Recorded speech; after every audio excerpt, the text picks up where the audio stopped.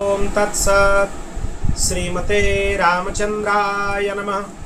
ओम परमहंसास्वादित चरणकमलचिन्मकरन्दाय भक्तजनमानस निवासाय श्रीरामचंद्राय नमः। वागीसा यस्य वदने लक्ष्मीर्यस्य च वक्षसि यस्यास्ति हृदये संवित् तं नृसिंहमहं भजे। विश्वसर्ग विसर्गादि नवलक्षण लक्षितं श्रीकृष्णाख्यं परं धामं जगद्धाम नमामि तत्। प्रह्लाद नारद पराशर पुंडरीक व्यासंबरीश सुख सौनक भीष्मदलभ्यं रुक्मङ्गदार्जुन वशिष्ठ विभीषणादीन् पुण्यानिवन् परम भागवतान् नमामि। श्री सीतानाथ समारंभं श्रीरामानन्दार्य मध्यमम् अस्मदाचार्य पर्यन्तं वन्दे श्री गुरु परम्परां। जन्माद्यस्य यतन्वयादितरत श्चार्थे स्वभिज्ञः स्वराट् तेने ब्रह्म हृदय आदि कवये मुह्यन्ति यात् सूरयः। तेजो वारिमृदं यथा विनिमयो यत्र त्रिसर्गो मृषा धाम्ना स्वेन सदा निरस्तकुहकं सत्यं परं धीमहि। नारायणं नमस्कृत्य नरं चैव नरोत्तमं देवीं सरस्वतीं व्यासं ततो जयमुदीरयेत्। रामं रामानुजं सीतं भरतं भरतानुजं सुग्रीवं वायुसूनुश्च प्रणमामि पुनः पुनः। ओम नमस्तु रामाय सलक्ष्मणाय दव्यै च तस्यै जनकात्मजायै नमोस्तु रुद्रेन्द्रयमानिलेभ्यो नमोस्तु चन्द्रार्कमरुद्गणेभ्यः।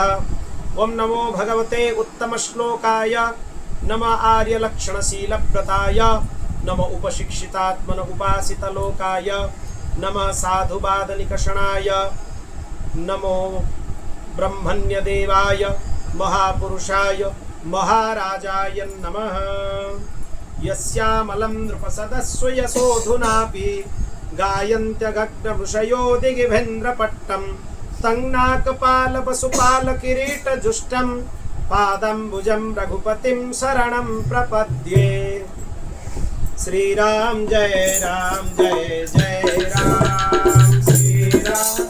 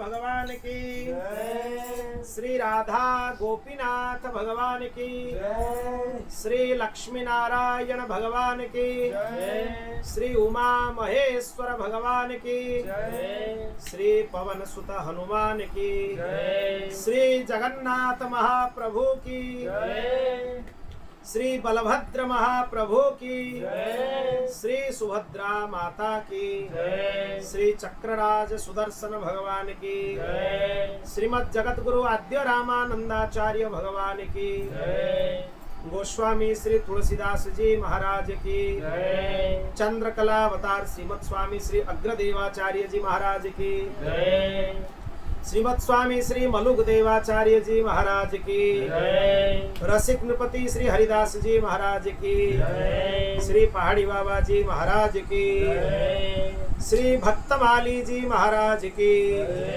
श्री सद्गुरुदेव भगवान की, सभी संतन हरिभक्तन की, श्रीमद् भागवत महापुराण की, श्री पुरुषोत्तम मास महामहोत्सव की। जय जय श्री सीताराम, जय जय श्री राधे श्याम, हर हर महादेव, निताय गौर हरि बोल। अनंत कोटि ब्रह्मांड नायक परात्पर अखिलेश्वर निखिल हेय प्रत्यनीक अनंत कल्याण गुणगण निलय भगवान श्री हरि की महती कृपा करुणा से आज हम 21वें दिवस अंतिम दिवस के श्रीमद् भागवत कथा के सत्र में उपसंहार में उपस्थित हुए हैं। पिछले पर्याय में लगातार 20 दिन तक हम लोगों ने एकादश स्कंद के ऊपर चर्चा किया और वो भी संक्षेप में हुआ। 20 दिन की भी जो चर्चा हुआ उससे हमें 1% की भी संतुष्टि नहीं है। एकादश स्कंद का विषय इतना गंभीर है कि उसके ऊपर ये हुआ कि एक एक श्लोक के क्रम में कथा हुआ, किसी भी श्लोक को हम लोग वहां पे छोड़े नहीं है और वो संक्षेप में हुआ। विस्तार से हो तो और बहुत दिन तक भी ये सत्र चल सकता है, पर बात यह है कि लोगों को समझ में आना जरूरी है। कहीं कहीं विषय बहुत क्लिष्ट भी हो जाएंगे क्योंकि वो वेदांत विषय है, इसीलिए सबको जैसे सरलता से समझ में आ जाए उसी को नजर में रखते हुए हम लोगों ने इसका चर्चा 20 दिन में इसका चर्चा किया। आज अभी द्वादश स्कंध से कथा प्रारंभ कर रहे हैं। परीक्षित जी प्रश्न कर रहे हैं, स्वधामानुगते कृष्णे यदुवंश विभूषणे कस्य वंशो भवेत् पृथ्व्या में तदा चक्व में मुने। भगवान जब अपने परम धाम को पधार गए तब पृथ्वी पर किस वंश का राज्य हुआ और आगे किसका राज्य होगा, ये कृपा करके बताइए। भगवान जब चले गए, अपने शोधाम गमन किए, अपने स्वरूप को भागवत जी में रख लिए, तब कलियुग का आगमन हो गया। तो अब की जो चरित्र है इसको इसे समझ लीजिए, ये कलियुग के राजवंशों का वर्णन है। जरासंध के पिता बृहद्रथ के वंश में अंतिम राजा हैं पुरंजय अथवा रिपुंजय। उसके मंत्री का नाम है सुनक। वह अपने स्वामी को मार डालेगा और अपने पुत्र प्रद्योत को राज सिंहासन पर अभिषिक्त करेगा। प्रद्योत का पुत्र होगा पालक, पालक का पुत्र है विशाखयु, विशाखयु का राजक है पुत्र और राजक का पुत्र है नंदीवर्धन। प्रद्योत वंश में यही 5 नरपति होंगे, यानी कि संज्ञा होंगी प्रद्योतन। ये 138 वर्ष तक पृथ्वी का उपभोग करेंगे। यह आगे के लिए सुखदेव जी बता रहे हैं भविष्य। इसके पश्चात शिशुनाग नामक राजा होगा। शिशुनाग का पुत्र है काकवर्ण, उसका है क्षेमधर्मा, उसका है क्षेत्रज्ञ, क्षेत्रज्ञ का पुत्र है विधिसार, उसका है अजात शत्रु, फिर उसका है दर्भक, दर्भक का पुत्र है अजय, अजय का पुत्र है नंदीवर्धन, उसका पुत्र है महानंदिका। ये शिशुनाग वंश में 10 राजा होंगे। ये सब मिलकर कलयुग में 360 वर्ष तक पृथ्वी के राज्य करेंगे। ये उनके बाद में होने वाले राजा। परीक्षित महानंद की शुद्रा पत्नी के गर्भ से नंद नामक पुत्र होगा, वो महाबलवान होगा। महानंदी महापद्म नामक निधि का अधिपति होगा। इसके बाद सभी राजा अब क्षत्रिय राजा नहीं रहेंगे। इसके बाद ज्यादातर शूद्र और अधार्मिक हो जाएंगे राजा। इनके बाद फिर उनका महापद्म का एक छत्र शासन होगा। ये तो क्षत्रिय वंश के विनाश में दूसरे परशुराम जी जैसे ही हैं। उसके पुत्र है सुमाल्य आदि 8 पुत्र होंगे। वो 100 वर्ष तक पृथ्वी का उपभोग करेंगे। कौटिल्य, वात्सायन, चाणक्य के नाम से प्रसिद्ध एक ब्राह्मण विश्वविख्यात नंद और उसके सुमाल्य आदि 8 पुत्रों का नाश कर डालेगा। ये कौटिल्य जी के बारे में जो चाणक्य बोलते हैं हम, उनके बारे में भी देखिए लिखा है। वो तो कितने बाद में हुए, भविष्य में होने वाले हैं। मतलब सुखदेव जी के बाद हुए। सुखदेव जी जब कथा सुना रहे थे उसके बाद हुए। तब सुखदेव जी उनको उनके बाद भी सुना दिए थे। फिर मौर्य वंश के नरपति पृथ्वी पर राजा करेंगे चंद्रगुप्त मौर्य। आपको पता होगा इतिहास में ये भी लिखा है नाम उनका। चंद्रगुप्त मौर्य का राजपद पर अभिषेक होगा। उनके पुत्र होंगे वारीसार। वारीसार के पुत्र है अशोकवर्धन। अशोकवर्धन के पुत्र हैं सुयस। सुयस के संगत, संगत के सालीसुक और सालीसुक के पुत्र हैं सोम शर्मा। सोम शर्मा का पुत्र है शतधन्वा। शतधन्वा का पुत्र है बृहद्रथ। ये 10 नरपति मौर्य वंश के हैं। ये 137 वर्ष तक पृथ्वी का उपयोग करेंगे, उपभोग करेंगे। बृहद्रथ के सेनापति होंगे पुष्यमित्र श्रृंग। वह अपने स्वामी को मारकर राजा बनेंगे। उनके पुत्र होंगे अग्निमित्र। अग्निमित्र का सुज्येष्ठ, सुज्येष्ठ का वसुमित्र, वसुमित्र का भद्रक, भद्रक का पुलिंद और पुलिंद का घोषक। उनके पुत्र होंगे वज्रमित्र। वज्रमित्र का भागवत, भागवत का पुत्र है देवमूर्ति। शुंग वंश के ये 10 नरपति 112 वर्ष तक पृथ्वी का पालन करेंगे। एक एक करके ऐसे ही राजा होते जाएंगे। फिर कण्व वंश के नरपति के हाथ में राज्य चली जाएगी। वो उनके शासन रहेगा। फिर अवभूमि नगर के 7 आभिर, 10 गर्धवी और 16 कंक पृथ्वी के राज्य करेंगे। उनके बाद मगध देश के राजा होंगे विश्वस्फुर जी। उनका राज्य रहेगा। धीरे धीरे आगे ये जितने राजा होंगे ना बाद में, ये म्लेच्छ जैसे ही हो जाएंगे। इनका गुणधर्म म्लेच्छ जैसा ही हो जाएगा। क्षत्रिय का जो धर्म है इनमें नहीं रहेगा। शासक पोषक नहीं होगा, रक्षक नहीं होगा, वो भक्षक बन जाएगा। और शासक ही भक्षक बन जाए तो फिर प्रजा का क्या हाल होगा आप समझ लीजिए। यही आगे होने वाला है। परीक्षित फिर सुखदेव जी महाराज कलयुग के धर्म का वर्णन करते हैं। समय बड़ा बलवान है। जैसे ही आगे आगे कलयुग आता जाएगा वैसे ही धर्म, सत्य, पवित्रता, क्षमा, दया, आयु, बल, स्मरण शक्ति सब लोप होता जाएगा। कलयुग के लोगों की स्मरण शक्ति भी ज़्यादा नहीं है। वो ज़्यादा याद नहीं कर सकते, ज़्यादा याद नहीं रख सकते। उनके आयु भी घट जाएगी धीरे धीरे। अल्पायु हो जाएंगे कलयुग के मनुष्य। जिसके पास धन होगा लोग उसको ही कुलीन मानेंगे, उसी को ही सदाचारी मानेंगे, उसी को ही सद्गुण मानेंगे। विवाह में वर्ण संकरता आ जाएगी और जो वर्ण और आश्रम है उनका यथार्थ स्वरूप हमें देखने को नहीं मिलेगा। ये कलयुग के डंडा है सबके ऊपर। असाधु लोग साधु हो जाएंगे और जो साधु लोग वो उनको लोग असाधु बोलेंगे।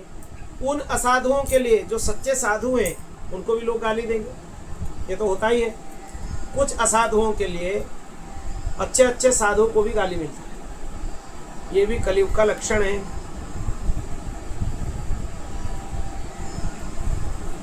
लोग दूर के तालाब को तीर्थ मानेंगे पर निकट के तीर्थ गंगा, गोमती उनकी उपेक्षा करेंगे।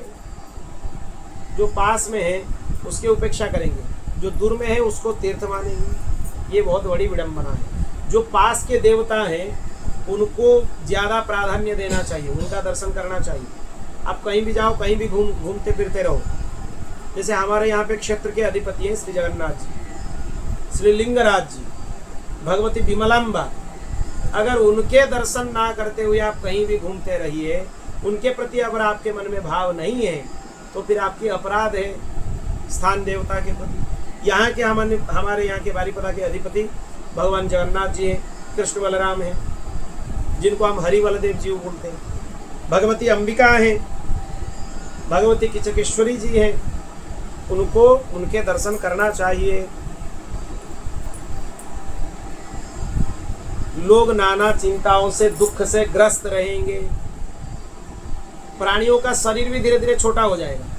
आज हम लोगों की जितनी उच्चता है शरीर का, उतनी उच्चता मनुष्यों की नहीं होता था। मनुष्य इससे कई गुना ज्यादा उच्च होता था उनका शरीर। धीरे धीरे हमारी उच्चता कम होता जा रहा है।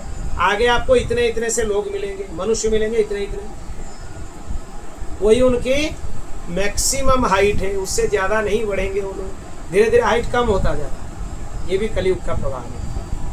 रोगग्रस्त हो जाएंगे, कम आयु में ही लोग रोगग्रस्त हो जाएंगे और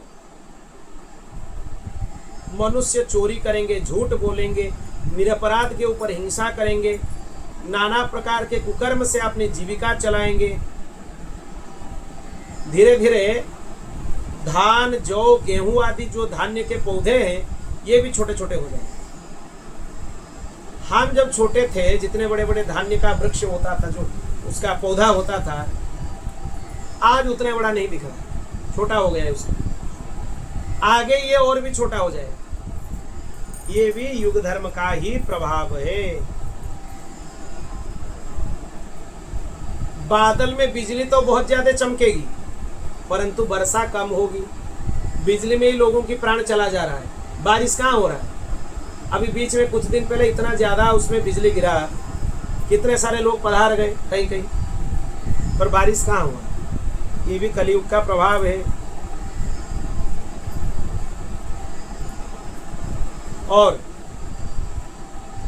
मनुष्यों का स्वभाव धीरे धीरे गधों जैसे हो जाएंगे, यह भी लिखा हुआ है। गधे जैसे होते हैं, मनुष्यों का स्वभाव वैसे ही हो जाएगा धीरे धीरे।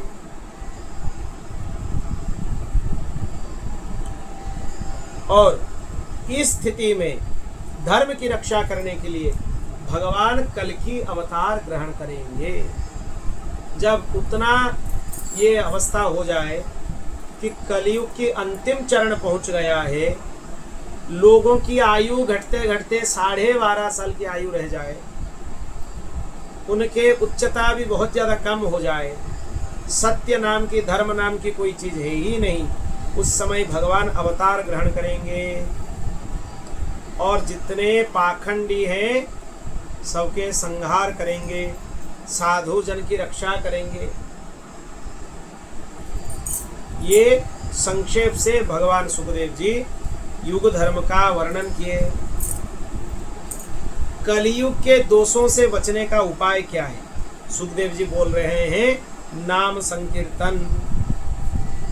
उसके अलावा कलयुग के दोष से बचने का दूसरा कोई उपाय है ही नहीं। इसीलिए भगवान के नाम का आश्रय ले लेना चाहिए। भगवान के नाम के अलावा दूसरा कोई आश्रय है ही नहीं। ये कलयुग 4 चरणों में है। अभी प्रथम चरण चल रहा है। कलयुग की आयु कितना है? 4,32,000 वर्ष। उसको 4 भाग कर दीजिए, कितना हुआ? 1,08,000 वर्ष। उतने के एक एक चरण है। प्रथम चरण में अभी देखिए 5,000 साल हुआ है, 1 लाख भी नहीं हुआ। उतने में आयु कितने होने चाहिए? 100 साल होने चाहिए, वो तो नहीं हो रहा है। अगले चरण में आयु आधा हो जाएगी, 50 साल।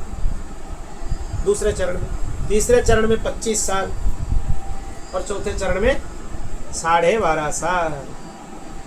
8-10 साल के लोग किसी को नाना बुलाने लगेंगे, किसी को दादाजी बुलाने लगेंगे।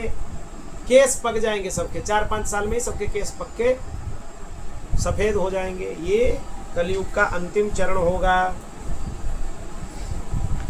तो इसीलिए कृते यत् ध्यायतो विष्णुं त्रेतायां यजतो मखैः द्वापरे परिचर्यायां कलौ तदहरि कीर्तनात्। सुखदेव जी बता दिए। क्या बताए? देखिए, सत्य युग में लोग भगवान का ध्यान करते थे, ध्यान से भगवान मिलते थे। त्रेता में बड़े बड़े यज्ञ के द्वारा उनके आराधना किया जाता था। द्वापर में उनके पूजा उपासना किया जा रहा था। और कलयुग में केवल उनके नाम संकीर्तन से ही भगवान मिल जाते हैं। बोल भक्तवत्सल भगवान की। तो इसीलिए कलेर दोष निधे राजन नस्ति ये को महान गुणः कीर्तना देव कृष्णस्य मुक्त संगः परम ब्रजे। सुखदेव जी ये तो पूरा सार बोल दिए। क्या बोल दिए? देखिए, ये कलयुग तो दोषों का खजाना है, पर इसमें भी बहुत अच्छा गुण है। यह गुण यही है कि भगवान के संकीर्तन करने से आसक्तियां छूट जाती है, परमात्मा प्राप्त हो जाते हैं।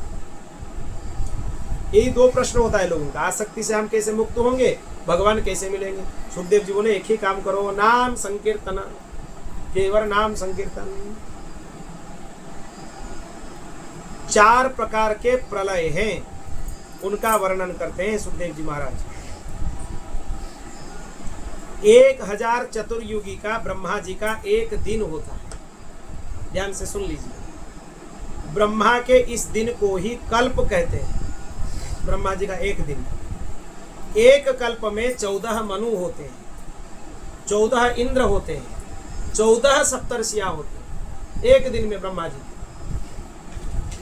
कल्प के अंत में उतने ही समय तक प्रलय भी रहता है। तीनों लोग लीन हो जाते हैं, उनका प्रलय हो जाता है। इसका नाम नैमित्तिक प्रलय है। ब्रह्मा जी का नित्य ही प्रलय होता रहता है। उनके एक दिन हो गया मतलब एक प्रलय। और यहाँ पे हमारा कितना हुआ? 4 युग कितने बार हुए? 1000 बार हो गए। ये हो गया नैमित्तिक प्रलय। उसमें भगवान सब कुछ अपने अंदर समेट लेते हैं। ब्रह्मा जी को फिर शेष साई भगवान नारायण शयन करते रहते हैं। इस प्रकार रात के बाद दिन और दिन के बाद रात होते रहते हैं। जब ब्रह्मा जी अपने मानस के 100 वर्ष व्यतीत कर देते हैं, तब महतत्व, अहंकार, पंच तन्मात्रा ये सब मूल प्रकृति में लीन हो जाते हैं। इसका नाम प्राकृतिक प्रलय है। ये जब ब्रह्मा जी का आयु पूरा हो जाता है तब होता है। प्रलय के समय आने पर 100 वर्ष तक मेघ पृथ्वी पर वर्षा नहीं करते। 100 साल तक वर्षा नहीं होती। किसी को अन्न नहीं मिलता। प्रजा भूख प्यास से व्याकुल होकर एक दूसरे को खा जाते हैं। 100 साल तक वर्षा नहीं हो और उसमें सस्य नहीं मिलेगा तो क्या होगा? खा जाएंगे एक दूसरे को। इसी प्रकार काल के उपद्रव से पीड़ित होकर धीरे धीरे प्रजा क्षीण हो जाते हैं। फिर प्रलयकालीन सांवर्तक सूर्य अपने प्रचंड किरणों से समुद्र को भी सुखा देते हैं।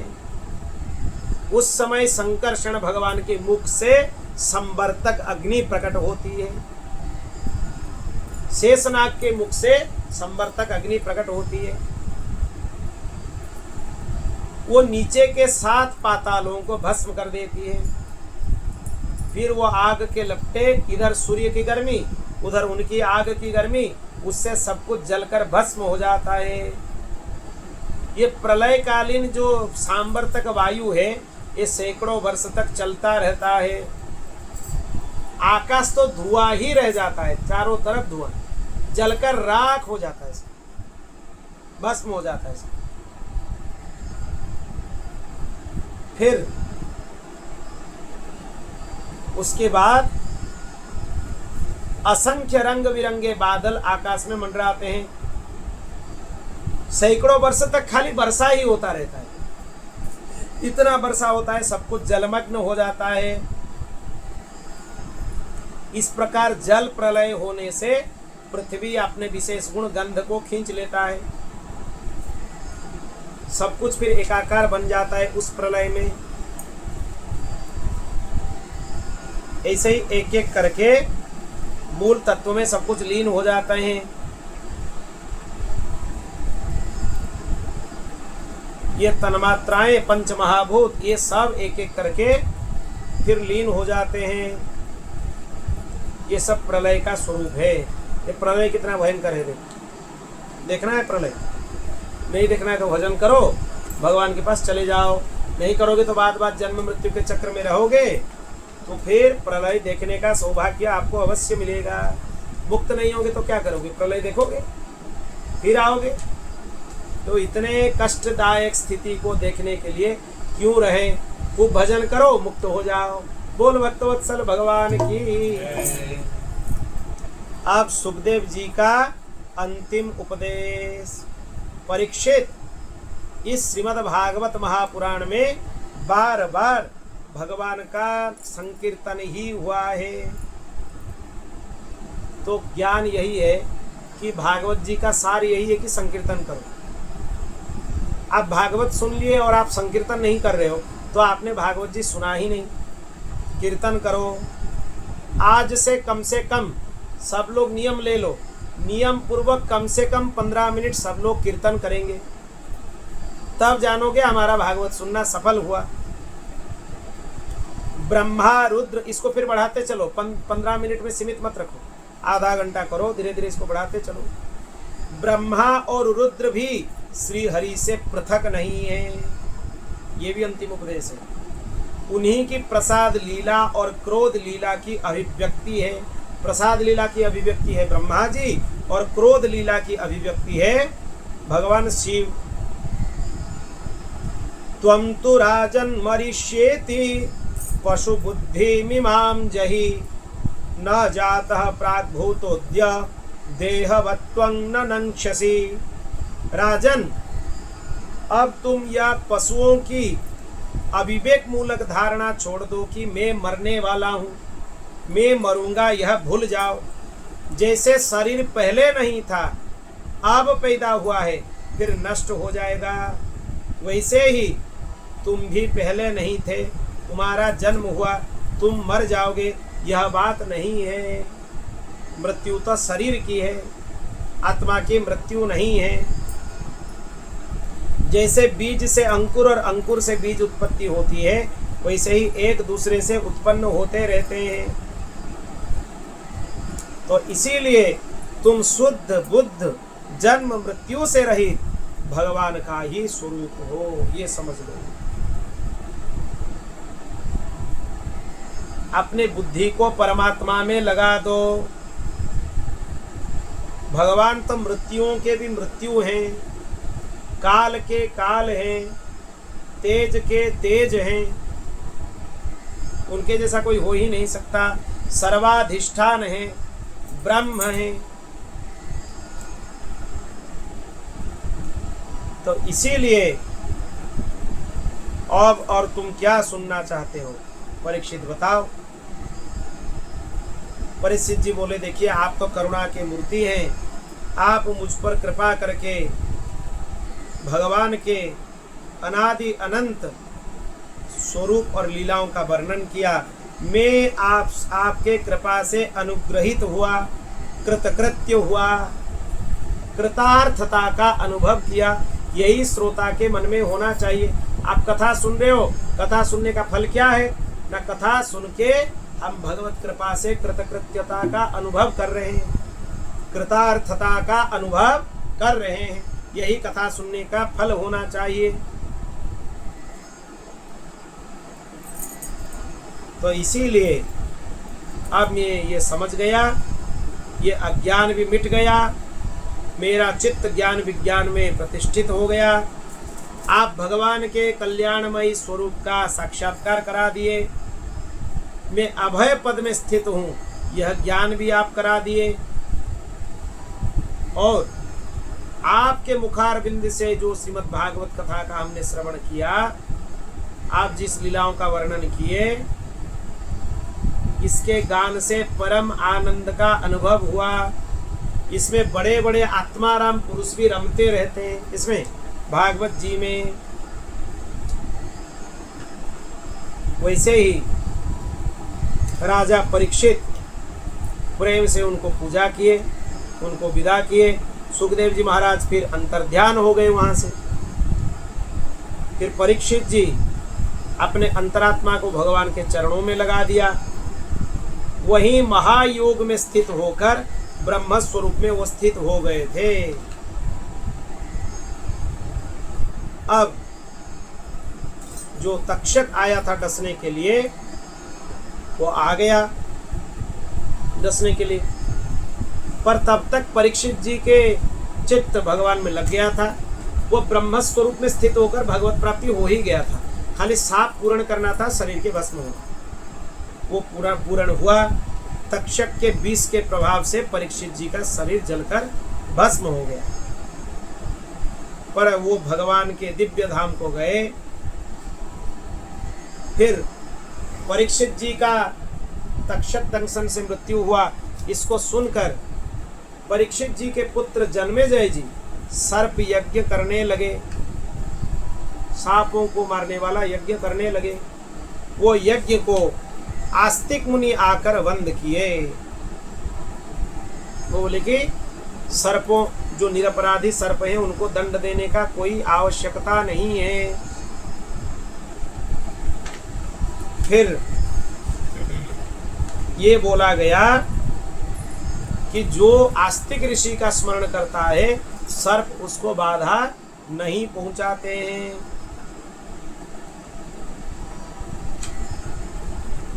फिर वेद का विभाजन कैसे हुआ, ये प्रश्न किया शौनकादि मुनियों सूत जी को। वो बता दिए कैसे अंतःकरण में वेद प्रकट हुए ब्रह्मा जी के। फिर वो क्रमशः परंपरा से भगवान वेदव्यास जी तक आए, उसका वर्णन किया। उसमें प्रणव कैसे उत्पन्न हुए, उनके वर्णन आया है। याज्ञवल्क्य जी वो सूर्य उपस्थान करते हुए कैसे वेदों की विद्या प्राप्त किए, यह भी दिया गया है। सब ऋषियों की अलग अलग शाखाओं का वर्णन है। और उसके बाद अथर्व वेद की भिन्न भिन्न शाखाओं का वर्णन है। उसमें क्या क्या गोत्र हैं, वेदों की क्या क्या शाखा है, पुराणों की क्या क्या लक्षण है, उनकी वर्णना यहाँ पे आया है। फिर मार्कंडेय जी का चरित्र आया। मृकंड ऋषि के पुत्र हैं मार्कंडेय, उनके पिता हैं मृकंड। वह अपने पुत्र का संस्कार यथावत यथा समय कर लिए। फिर मार्कंडेय जी विधि पूर्वक वेद अध्ययन करने लगे, तपस्या स्वाध्याय में संपन्न हो गए। वो आजीवन ब्रह्मचर्य व्रत रखे, शांत भाव से रहे, सिर पर जटा बढ़ाने लगे, वृक्ष की छाल को ही वस्त्र बनाकर पहनते थे, हाथ में दंड कमंडलु धारण करते थे, शरीर पर यज्ञोपवीत मेखला धारण करते थे, काले मृग का चर्म, रुद्राक्षमाला, कुश ये उनकी पूंजी था। वो अग्निहोत्र आदि करते थे, भिक्षावृत्ति से जीवन निर्वाह करते थे। उन्होंने करोड़ों वर्ष तक भगवान की आराधना की, मृत्यु पर विजय प्राप्त कर लिए। वो मृत्यु के विजय को प्राप्त कर रहे हैं ये देखकर ब्रह्मा, भृगु, शंकर, दक्ष, प्रजापति ये सब अत्यंत विस्मित हो गए। मार्कंडेय जी चिरंजीवी कैसे हुए, उनके मन में यह प्रश्न आया। वो 6 मनवंतर के समय व्यतीत कर दिए।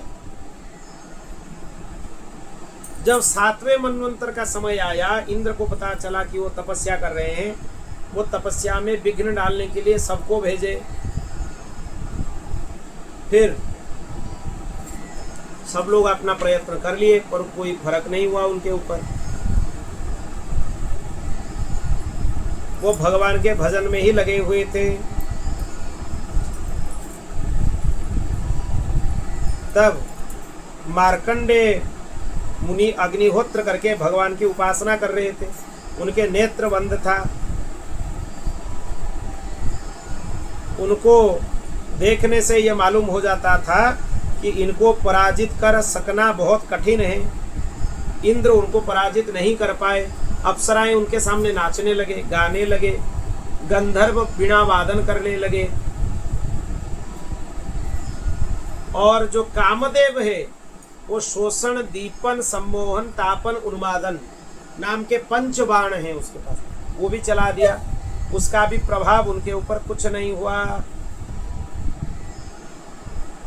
वो थोड़ा भी मार्कंडेय जी को विचलित नहीं कर पाए।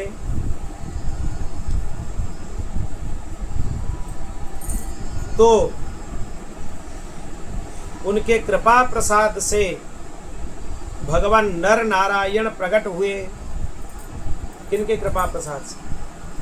भगवान अपने कृपा प्रसाद से ही प्रकट। ये इतने कठोर तपस्वी हैं, इनको इंद्र भी इनका कुछ बिगाड़ नहीं पाए, इसीलिए भगवान उनको दर्शन दिए। ये नर नारायण दोनों में से ये दोनों ऋषि ही थे। एक श्याम वर्ण के थे और दूसरे गौर वर्ण के थे।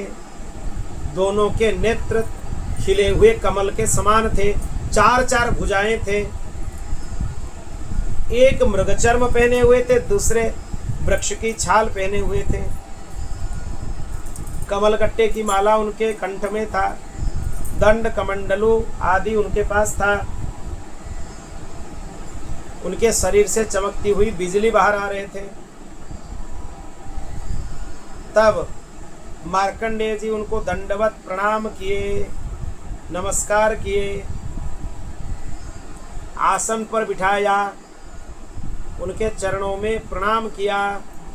फिर उनके स्तुति करने लगे। किंगवर्ण ये तब विभो यदुदीरितोष्यु संस्पद्यते तमनुपांग मन इंद्रियाणि स्पंदन्ति वै तनुभुजा मज सर्वयोश्च स्वस्याप्यथापि भजतामसि भावबंधु।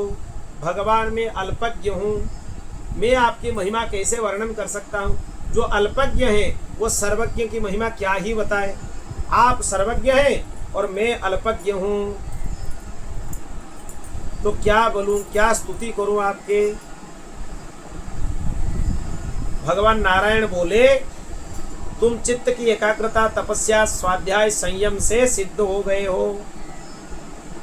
तुम अपने अभिष्ट वरदान मांग लो। मार्कंडेय जी बोले, इतना ही हमारे लिए पर्याप्त है कि आप अपना दर्शन दे दो, हम उसी से ही कृतार्थ हो गए। फिर भी आप बोल रहे हैं तो आपसे कुछ वर मांगना चाहते हैं, आपके माया को देखना चाहता हूँ।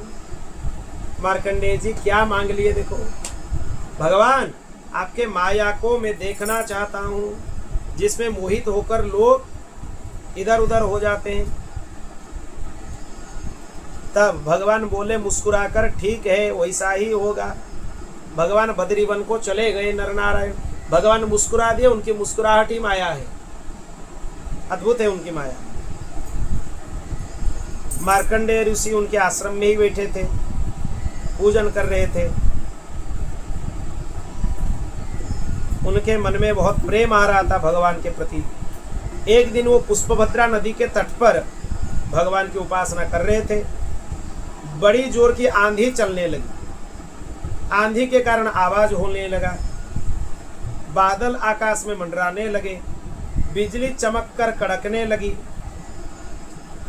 और पृथ्वी पर मोटी मोटी जल की धाराएं गिरने लगी, बारिश होने लगी।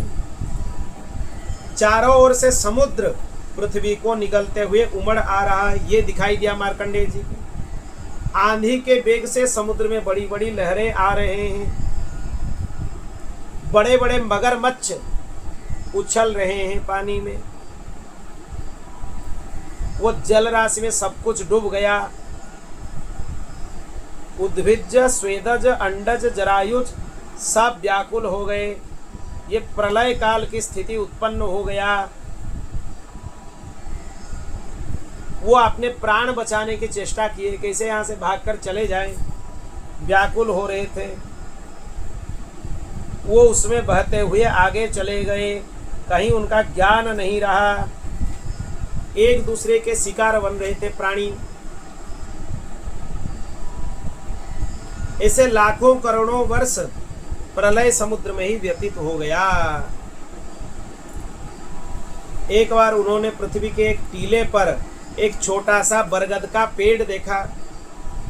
उस हरे हरे पत्ते और लाल लाल फल उसके ऊपर थे। बरगद के पेड़ में ईशान कोण पर एक डाल थी, उसमें एक पत्तों का दोना सा बन गया था और उसी पर एक बड़ा सुंदर सा नन्हा सा शिशु लेट रहा था बटपत्र के ऊपर। ये बाल मुकुंद भगवान है बटपत्र के ऊपर। उनके शरीर से उज्जवल छटा छिटक रही थी, जिससे आसपास से अंधेरा दूर हो रहा था। वो शिशु मरकत मणि के समान सांवला सांवला था। वो ठाकुर जी ही थे, इतने सुंदर थे। मुखकमल में कितना सौंदर्य था, नासिका कितने मनोहर थी, क्या ही बताएं। वो शिशु अपने दोनों करकमलों से एक चरण को मुख में डालकर चूस रहे थे। करारविंदे न पदारविंदम मुखारविंदे विनिवेशयन्तम वटस्य पत्रस्य पूटे शयानम बाल मुकुंदम मनसा स्मरामि। ये बाल मुकुंद भगवान हैं। ये दिव्य दृश्य को देखकर विस्मित हो गए। आनंद से उनका शरीर पुलकित हो गया। वो शिशु के सामने जाकर पूछने लगे कि ये कौन है। फिर वो जब तक वो शिशु के पास पहुंचे, वो शिशु के सांस से ही वो शिशु के गर्भ के अंदर चले गए। मार्कंडेय जी, इतने छोटा सा नन्हा सा बालक है, उसके अंदर चले गए मार्कंडेय जी। बहुत विचित्र दृश्य है।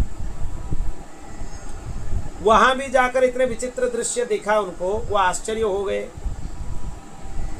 शिशु के उदर में ही वो आकाश देख लिए, अंतरिक्ष देख लिए, ज्योतिर्मंडल देख लिए, पर्वत समुद्र द्वीप वर्ष देवता दैत्य वन देश नदी सब कुछ देख लिए।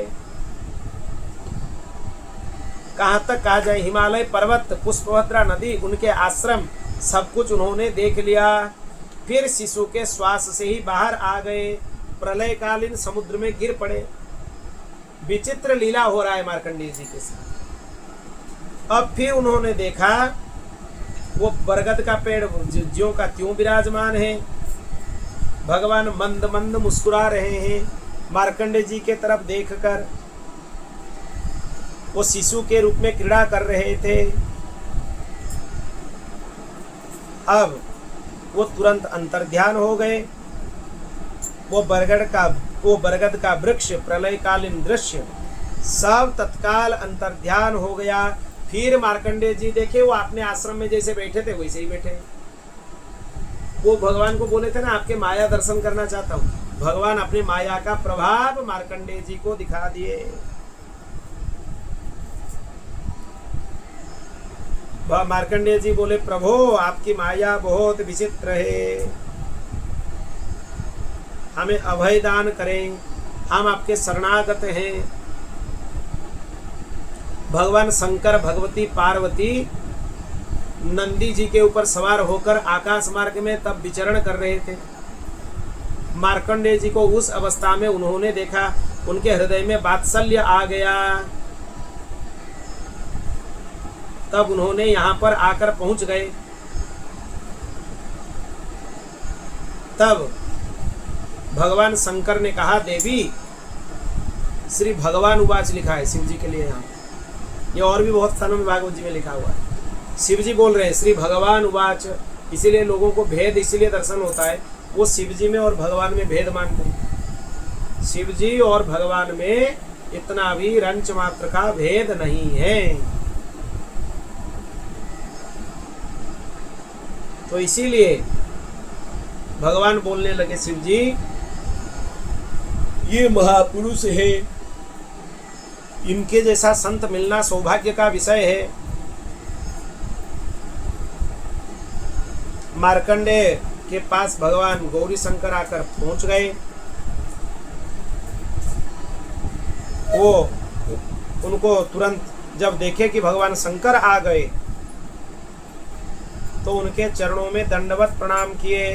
उनके हाथ में सूल, खट्वांग, ढाल, रुद्राक्षमाला, डमरू, खप्पर, तलवार, धनुष उनके पास था। वो भगवान को दंडवत प्रणाम करके अर्घ्य पाद्य आदि निवेदन किए, भगवती को भी निवेदन किए, उनको स्तुति करने लगे। तब भगवान बोले, मार्कंडेय जी, ब्रह्मा, विष्णु तथा मैं वरदाताओं के स्वामी हैं। हम लोगों का दर्शन कभी व्यर्थ नहीं जाता है, इसीलिए तुम कुछ वरदान मांग लो।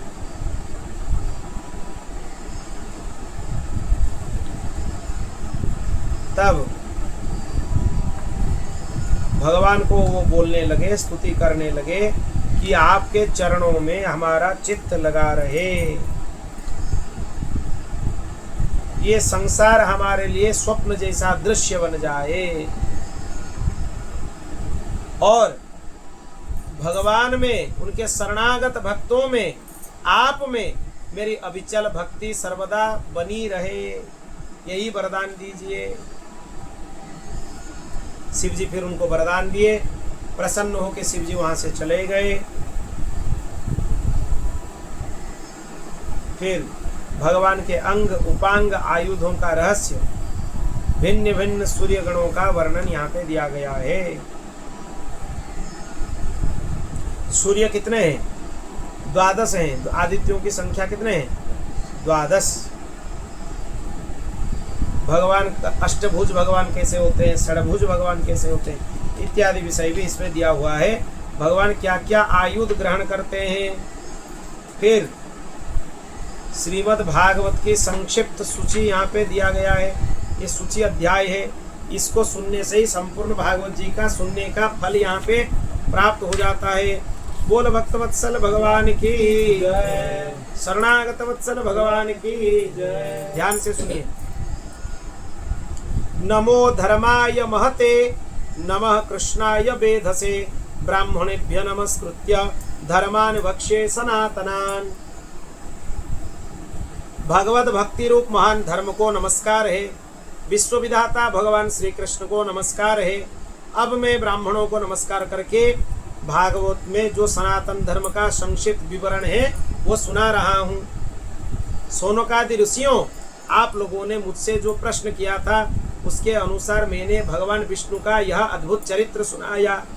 ये सभी मनुष्य के श्रवण करने योग्य हैं। इस भागवत पुराण में सर्व पापहारी स्वयं भगवान श्री हरि का ही संकीर्तन हुआ है। वे सबके हृदय में विराजमान हैं, सबके इंद्रिय के स्वामी हैं, प्रेमी हैं, भक्तजन के जीवन धन हैं। इस श्रीमद् भागवत पुराण में परम रहस्यमय अत्यंत गोपनीय ब्रह्म तत्व का वर्णन हुआ है। उस ब्रह्म में ही जगत की उत्पत्ति स्थिति प्रलय की प्रतीति होती है। इस पुराण में उसी परम तत्व का अनुभवात्मक ज्ञान, उसके प्राप्ति का साधनों का स्पष्ट निर्देशन किया गया है। इस भागवत महापुराण के प्रथम स्कंध में भक्ति योग की भलीभांति निरूपण हुआ है और साथ ही भक्ति योग से उत्पन्न और उसको स्थिर रखने वाले वैराग्य का भी वर्णन हुआ है। परीक्षित की कथा, व्यास नारद संवाद के प्रसंग से नारद चरित्र भी कहा गया है। राजर्षि परीक्षित ब्राह्मण का शाप हो जाने पर किस प्रकार गंगा तट पर अनशन व्रत लेकर बैठ गए और ऋषि प्रवर श्री सुखदेव जी के साथ किस प्रकार उनका संवाद हुआ, यह कथा भी प्रथम स्कंध में है। यहाँ प्रथम स्कंद पूरा होता है। श्री हरये नमः। योग धारणा के द्वारा शरीर त्याग की विधि, ब्रह्मा और नारद का संवाद, अवतारों की संक्षिप्त चर्चा और महतत्व आदि के क्रम से प्राकृतिक सृष्टि की उत्पत्ति आदि विषयों का वर्णन, यह द्वितीय स्कंद का विषय है। यह द्वितीय स्कंद पूर्ण होता है। श्री हरये नमः। तीसरे स्कंद में पहले विदुर जी और उद्धव जी का संवाद, फिर विदुर मैत्रेय संवाद, इसके पश्चात पुराण संहिता के विषय में प्रश्न, प्रलय काल में परमात्मा किस प्रकार स्थित रहते उसका निरूपण, गुणों के क्षोभ से प्राकृतिक सृष्टि, महतत्व आदि 7 प्रकृति विकृतियों के द्वारा कार्य सृष्टि का वर्णन। इसके बाद ब्रह्मांड की उत्पत्ति, उसमें विराट पुरुष की स्थिति का स्वरूप समझा गया, स्थूल सूक्ष्म काल का स्वरूप, लोक पद्म की उत्पत्ति, प्रलय समुद्र से पृथ्वी का उद्धार करते समय भगवान बराह के द्वारा हिरण्याक्ष का वध, देवता पशु पक्षी मनुष्यों की सृष्टि, रुद्रों की उत्पत्ति, फिर अर्ध नारी नर के स्वरूप का विवेचन, स्वयंभु मनु और उनके स्त्री आदि आद्या प्रकृति सतरूपा का जन्म कैसे हुआ, कर्दम प्रजापति का चरित्र, उनसे मुनि पत्नियों का जन्म, महात्मा भगवान कपिल का अवतार, फिर कपिल देव तथा माता देवहूति का संवाद का प्रसंग, ये तीसरे स्कंद के विषय हैं। यहाँ पर तीसरे स्कंद पूर्ण होता है। श्री हरये नमः। चौथे स्कंध में मरीचि आदि 9 प्रजापतियों की उत्पत्ति, दक्ष यज्ञ का विध्वंस, राजर्षि ध्रुव और पृथु जी का चरित्र, प्राचीन बरही और नारद जी का संवाद का वर्णन है। ये चतुर्थ स्कंद के विषय हैं। श्री हरये नमः। पांचवें स्कंद में प्रियव्रत उपाख्यान, नाभि ऋषभ और भरत जी के चरित्र, द्वीप वर्ष समुद्र पर्वत नदियों का वर्णन, ज्योतिष चक्र के विस्तार, पाताल तथा नरकों की स्थिति का निरूपण हुआ है। यहाँ पर पंचम स्कंद पूर्ण होता है। श्री हरये नमः। सौनकादि ऋषियों छठे स्कंध में ये विषय आता है, प्रचेताओं से दक्ष की उत्पत्ति, दक्ष पुत्रियों की संतान, देवता असुर मनुष्य पशु पर्वत और राक्षसों का जन्म कर्म, वृत्रासुर की उत्पत्ति, उसकी परम गति, ये 7वें स्कंद के विषय हैं। इस स्कंद में मुख्यतः दैत्यराज हिरण्यकशिपु, इसके बाद फिर 7वें स्कंद का विषय बताया जाता है। षष्ठ स्कंद यही पूर्ण होता है। श्री हरये नमः। सप्तम स्कंद में मुख्यतः दैत्यराज हिरण्यकशिपु और हिरण्याक्ष के जन्म, दैत्य शिरोमणि महात्मा प्रहलाद के उत्कृष्ट चरित्र का निरूपण हुआ है। ये 7वें स्कंद का विषय है। वर्णाश्रम धर्म का निरूपण हुआ है। श्री हरये नमः। 8वें स्कंद में मनवंतर की कथा, गजेंद्र मोक्ष, विभिन्न मनवंतरों में होने वाली भगवान के अवतार, कूर्म, मत्स्य, वामन, धन्वंतरी, हयग्रीव आदि अमृत प्राप्ति के लिए देवताओं और दैत्यों के समुद्र मंथन, देवासुर संग्राम, इसके विषय हैं। यही अष्टम स्कंद पूर्ण होता है। श्री हरये नमः। 9वें स्कंद में मुख्यतः राजवंशों का वर्णन, इक्ष्वाकु के जन्म कर्म वंश विस्तार का वर्णन, महात्मा सुद्युम्न ईला तारा के उपाख्यान का वर्णन, सूर्य वंश का वृत्तांत, ससाद और नग आदि राजाओं का वर्णन, सुकन्या का चरित्र, सरियाती खट्वांग मानधाता सौभरी सगर, बुद्धिमान ककुस्थ, कौशलेंद्र भगवान श्री राम के सर्व पापहारी चरित्र का वर्णन है। तदनंतर निमि का देह त्याग, जनकों की उत्पत्ति का वर्णन है। भृगुवंश शिरोमणि परशुराम जी का क्षत्रिय संहार, चंद्रवंश के नरपति पुरुरवा ययाति नहुस, दुष्यंत नंदन भरत, शांतनु और उनके पुत्र भीष्म आदि की कथा 9वें स्कंद में है। सबसे अंत में ययाति के बड़े लड़के यदु के वंश विस्तार कहा गया। यही 9वें स्कंद के विषय हैं। श्री हरये नमः। इसी यदुवंश में जगतपति भगवान श्री कृष्ण ने अवतार ग्रहण किया, अनेक असुरों का संहार किया। उनकी लीलाएं इतनी हैं कि कोई पार नहीं पा सकता। फिर भी 10वें स्कंद में उनका कुछ कीर्तन किया गया है।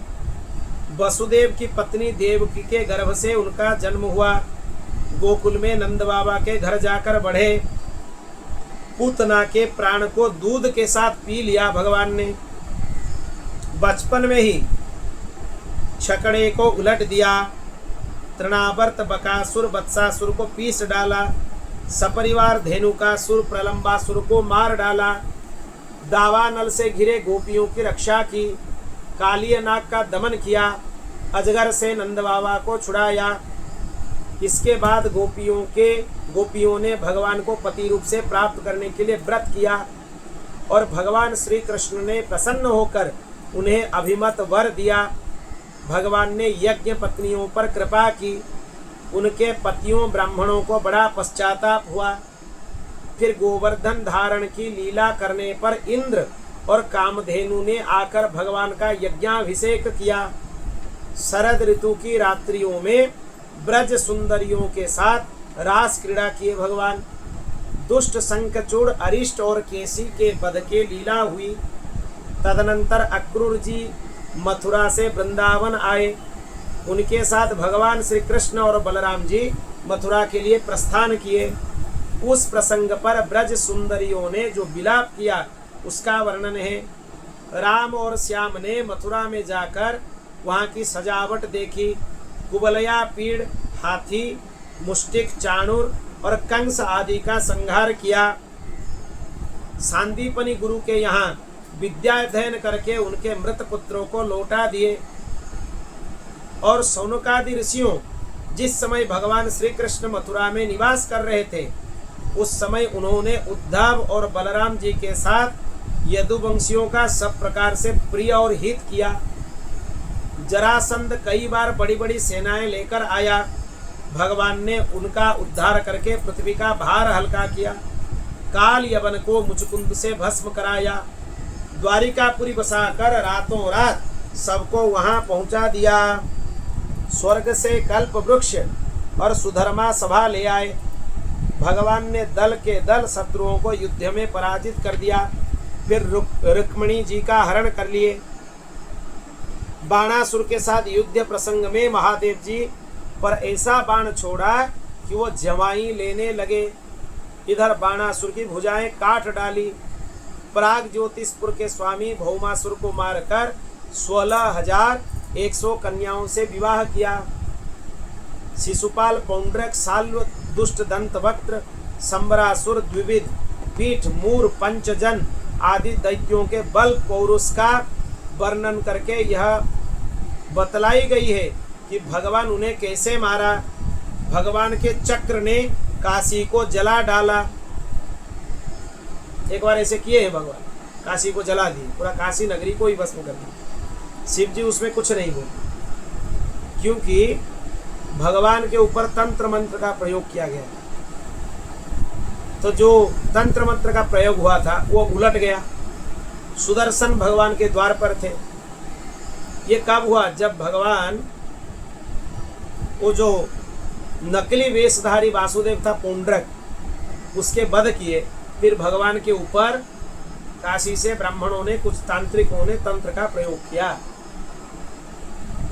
तब वो तंत्र सुदर्शन भगवान के प्रभाव से उलट गया और वो काशी नगरी को आकर भस्म कर दिए सुदर्शन भगवान। शिव जी अब बोले देखो हम तो स्मशान हमें सबसे ज्यादा प्रिय था, अब तो हमारे पूरी काशी ही स्मशान बन गया, महाश्मशान बन गया। इसीलिए काशी को महाश्मशान बोला जाता है। पूरा काशी नगरी जलकर राख हो गया। ये आता है। भगवान युद्ध में पांडवों को निमित्त बनाकर पृथ्वी के बहुत बड़ा भार उतार दिए।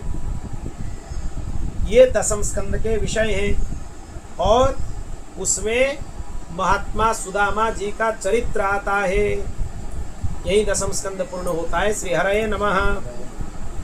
सौनकादि ऋषियों 11वें स्कंद में इस बात का वर्णन हुआ है कि भगवान ने ब्राह्मणों के साप के बहाने किस प्रकार यदुवंश का संहार किया। इस स्कंद में भगवान श्री कृष्ण और उद्धव का संवाद बड़ा ही अद्भुत है। उसमें संपूर्ण आत्मज्ञान और धर्म निर्णय का निरूपण हुआ है। इसका हम लोगों ने विस्तार से 20 दिन तक श्रवण किया और अंत में यह बात बताई गई कि भगवान श्री कृष्ण ने अपने आत्मयोग के प्रभाव से किस प्रकार मर्त्य लोक का परित्याग किया। 12वें स्कंद में विभिन्न युगों के लक्षण, उनमें रहने वाले लोगों के व्यवहार का वर्णन किया गया है तथा यह भी बतलाया गया है कि कलयुग में मनुष्यों की गति विपरीत होती है। 4 प्रकार के प्रलय का वर्णन है, 3 प्रकार की उत्पत्ति का वर्णन है। ये सब 12 स्कंद में आया है। और क्या आया है 12 स्कंद में? राजर्षि परीक्षित के शरीर त्याग की बात कही गई, वेदों की विभाजन की बात आया, मार्कंडेय जी का सुंदर चरित्र आया, भगवान सूर्य के गणों का वर्णन आया। आप लोगों ने इस सत्संग के अवसर पर मुझे जो कुछ पूछा उसका वर्णन मैंने किया। यहाँ 12 स्कंद पूर्ण हुआ। श्री हरये नमः। 11 और 12 दोनों पूरा यहाँ पे पूरा हुए। जो मनुष्य यहाँ पे दिया गया है, देखो इसको, पतितः स्खलितश्चार्ता क्षुत्वा वा विवशो ब्रुवन् हरये नमः इत्युच्चैर्मुच्यते सर्वपातकात्। नाम भी दे दिया गया, मंत्र भी दे दिया गया। जो मनुष्य गिरते पड़ते फिसलते दुख भोगते छींकते समय विवस्था से भी यह बोल लेते हैं हरये नमः, वो सब पापों से मुक्त हो जाते हैं। भागवत जी में लिखा गया है, इसलिए बोलते ही रहिए हरये नमः।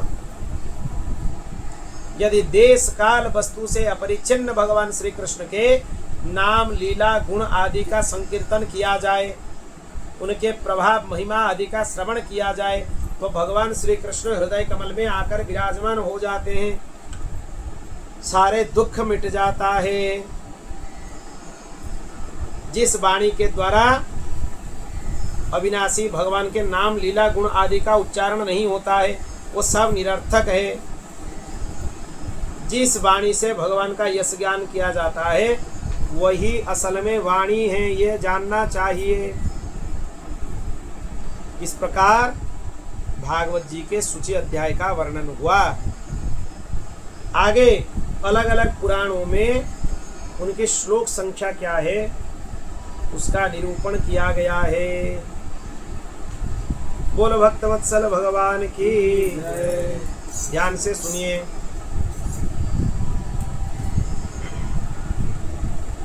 ब्रह्म पुराण में 10,000 श्लोक है, पद्म पुराण में 55,000 श्लोक है, विष्णु पुराण में 23,000 श्लोक है। इसमें विष्णु पुराण विष्णु धर्मोत्तर पुराण दोनों को मिलाना चाहिए तब 23,000 होंगे। शिव पुराण की श्लोक संख्या 26,000 है, श्रीमद् भागवत में 18,000 है, नारद पुराण में 25,000 श्लोक है, मार्कंडेय पुराण में 9,000 श्लोक है, अग्नि पुराण में 15,000 श्लोक है, 15,400 है, भविष्य पुराण की श्लोक संख्या 14,500 है, ब्रह्म वैवर्त पुराण की 18,000 है, लिंग पुराण में 11,000 है, बराह पुराण में 24,000 है, स्कंद पुराण की श्लोक संख्या 81,000 है, वो ये सबसे बड़ा पुराण है। और वामन पुराण की श्लोक संख्या 10,000 है, कुर्म पुराण की श्लोक संख्या 17,000 है, मत्स्य पुराण की श्लोक संख्या 14,000 है, गरुड़ पुराण की श्लोक संख्या 19,000 है, ब्रह्मांड पुराण की श्लोक संख्या 12,000 है। इस प्रकार सभी पुराणों की श्लोक संख्या मिलाकर 4 लाख होती है। बोल भक्तवत्सल भगवान की। ये सब पुराणों की कथा है। निम्न गानम यथा गंगा देवानाम अच्युतो यथा वैष्णवानाम यथा शंभु पुराणानामिदं तथा। इतने अद्भुत बात लिखा हुआ है, देखिए।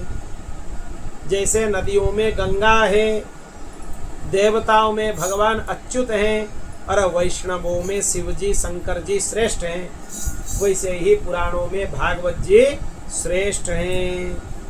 श्रीमद्भागवतम पुराणममलं यद वैष्णवानां प्रियं यस्मिन् पारमहंस्यमेकममलं ज्ञानं परं गीयते तत्र ज्ञान विराग भक्ति सहितं नैष्कर्म्यमाविष्कृतं तच्छृण्वन् विपठन् विचारण परो भक्त्या विमुच्येन्नरः। ये श्रीमद् भागवत पुराण सर्वथा निर्दोष हैं। भगवान के प्यारे भक्त वैष्णव इसे बहुत प्रेम करते हैं। ये पुराणों में जीवन मुक्त परमहंसों के सर्वश्रेष्ठ अद्वितीय माया के लेस से रहित ज्ञान का गान किया गया है। इस ग्रंथ की सबसे बड़ी विलक्षणता यह है कि इसका नैष्कर्म्य अर्थात कर्मों की आत्यंतिक निवृत्ति भी ज्ञान वैराग्य एवं भक्ति से युक्त है। नैष्कर्म्यता भी भक्ति युक्त नैष्कर्म्यता है। निष्कामता भक्ति से शून्य नहीं होना चाहिए। और जो इसका श्रवण पठन मनन करने लगता है उसे भगवान की भक्ति प्राप्त हो जाता है, वो मुक्त हो जाता है। कस्मै येन विभासितो यमतुलो ज्ञान प्रदीपः पुरा तद्रूपेण च नारदाय मुनये कृष्णाय तद्रूपिणा योगीन्द्राय तदात्मनाथ भगवत् राताय कारुण्यत तत्शुद्धं विमलं विशोकममृतं सत्यं परम धीमहि। ये भागवत जी के अंत में भी एक मंगलाचरण में सत्यम परम धीमहि आता है, आरंभ में भी और अंत में भी। श्रीमद् भागवत तत्व ज्ञान का श्रेष्ठ प्रकाशक है, इसके तुलना में कोई पुराण नहीं है। इसे पहले स्वयं नारायण जी ने ब्रह्मा के लिए प्रकट किया था और ब्रह्मा जी को जैसे मिला वैसे ही ब्रह्मा जी नारद जी को उपदेश किए। मतलब ये नहीं कि 4 श्लोक दिए 5 श्लोक दिए, ऐसे नहीं है, पूरा भागवत जी दिए, तद्रूपिणम लिखा है। फिर नारद जी वैसे ही श्रीमद् भागवत जी को श्री कृष्ण द्वैपायन व्यास जी को दिए और वैसे ही भागवत जी को योगींद्र सुखदेव जी अत्यंत करुणावश होकर परीक्षित जी को उपदेश किए। ये भगवान के परम शुद्ध और माया मल से रहित है, सोकर मृत्यु इसके पास तक पहुंच नहीं सकते। हम सब उसी सत्य स्वरूप परमेश्वर का ध्यान करते हैं। नमस्तस्मै भगवते वासुदेवाय साक्षिणे य इदं कृपया कस्मै व्याचचक्खे मुमुक्षवे। हम उन सर्वसाक्षी भगवान वासुदेव को नमस्कार करते हैं जिन्होंने कृपा करके मोक्षाभिलाषी ब्रह्मा जी को इस भागवत महापुराण का उपदेश किया। नहीं करते तो हमें कैसे मिलता। योगींद्राय नमस्तस्मै सुखाय ब्रह्मरूपिणे संसार सर्पदष्टम यो विष्णुरातममुच। साथ ही साथ योगीराज ब्रह्मस्वरूप सुखदेव जी को भी हम नमस्कार करते हैं जिन्होंने भागवत महापुराण सुनाकर संसार रूपी सर्प दंशन से राजा परीक्षित को मुक्त कर दिया। ये संसार ही सर्प है। अब हम भागवत जी के अंतिम 2 श्लोक उच्चारण करेंगे। आप हमारे साथ उच्चारण करें।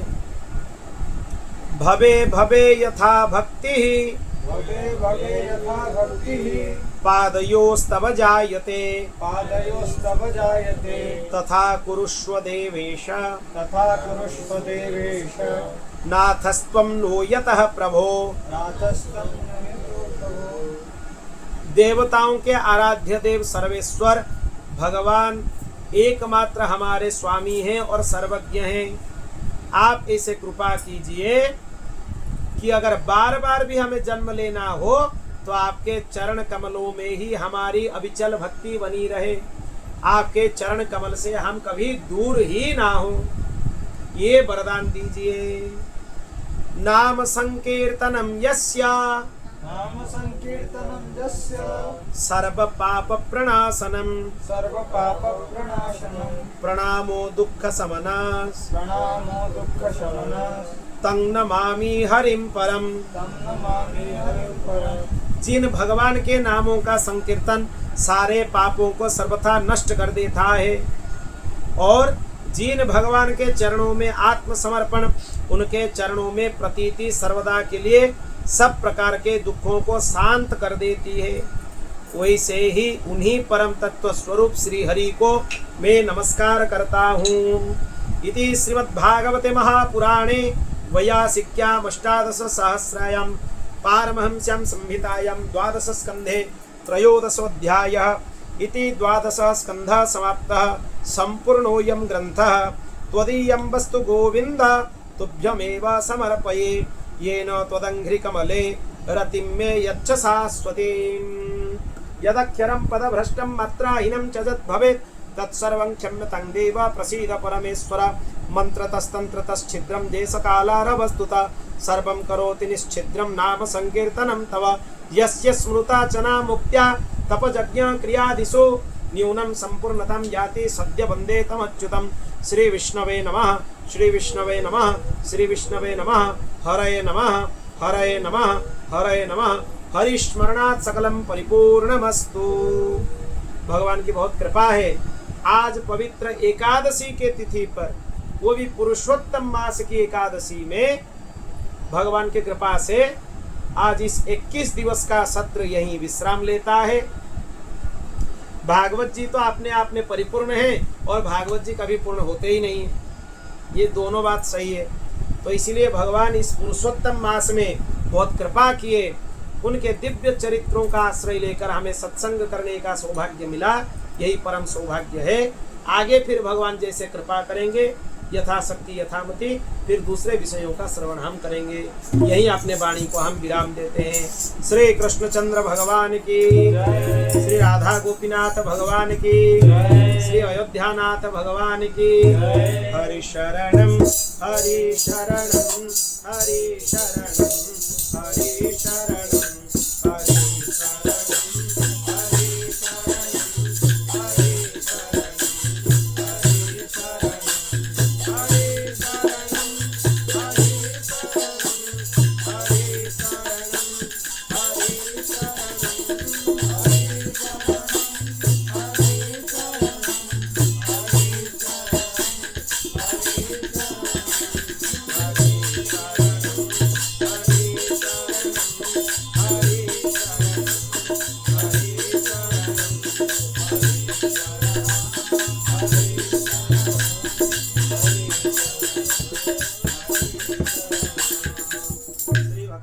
भगवान की। ओम पूर्णमदः पूर्णमिदं पूर्णात् पूर्णमुदच्यते पूर्णस्य पूर्णमादाय पूर्णमेवावशिष्यते। हरि ओम शांति शांति शांति। श्री कृष्णार्पणमस्तु।